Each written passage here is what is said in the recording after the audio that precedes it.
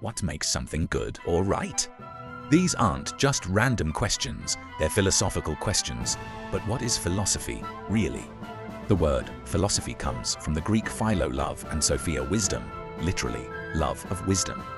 Philosophy is the study of fundamental questions about existence, knowledge, ethics, reason, and the mind. It asks, what can we know? What should we do? What does it mean to live a good life? Great thinkers across history have offered their own perspectives. Socrates challenged people to examine their lives. Plato imagined a world of perfect forms, and Aristotle built systems of logic that influenced science for centuries. Later, Descartes famously said, "I think, therefore I am," while Nietzsche questioned morality itself. And Simone de Beauvoir opened the door to new ways of thinking about freedom and equality. But philosophy isn't just about names and theories in dusty books. It's alive in the choices we make every day. Should you always tell the truth, even if it hurts? Do we have free will, or are our lives shaped by forces beyond us?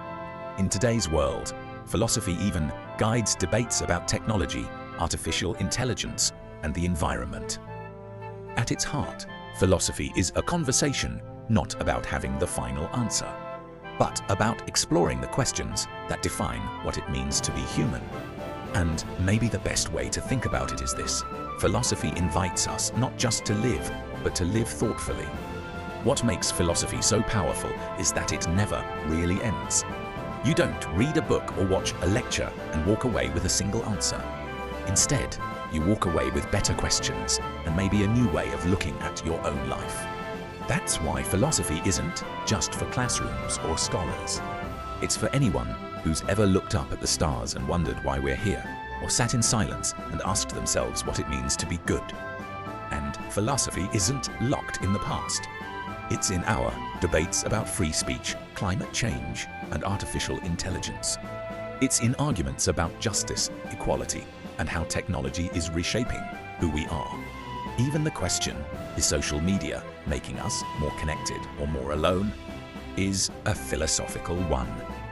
If you were to ask, who is the greatest philosopher of all time, many would point to Socrates. What makes him so fascinating is that he never wrote a single book. Everything we know about him comes from the words of his students, especially Plato. But despite leaving nothing in writing, Socrates changed the way humans think forever. He lived in Athens in the 5th century BCE, a city buzzing with politics, art, and debate. Unlike the famous poets and politicians of his time, Socrates didn't seek fame or wealth. Instead, he wandered the streets, stopping people in the marketplace, asking simple but unsettling questions.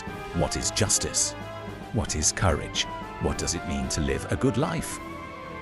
His method was unusual. He didn't lecture, he asked questions, guiding others to think more deeply.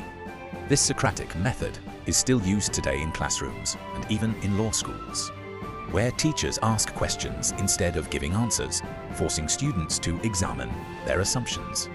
But his questioning made him enemies. Some Athenians saw him as a troublemaker, even dangerous. He could have saved himself by begging for mercy, but instead, he calmly defended his life of questioning. He told the jury, the unexamined life is not worth living. Socrates was sentenced to death, and he accepted it without fear. He drank poison hemlock, surrounded by his friends, showing that he believed philosophy wasn't just about ideas, it was about how you live and how you die. That's why many see Socrates as the greatest philosopher, not because he gave us a system of thought, but because he showed us what it means to live with integrity. And in a way, every philosopher who came after him, Plato, Aristotle, Descartes, Nietzsche, Confucius, the Buddha, they were all continuing the conversation Socrates began. In the end, the greatest philosopher might not just be Socrates or Plato or Aristotle. Maybe it isn't about picking one person at all. Philosophy isn't a competition. It's a conversation, one that's been going on for thousands of years across cultures and still continues today.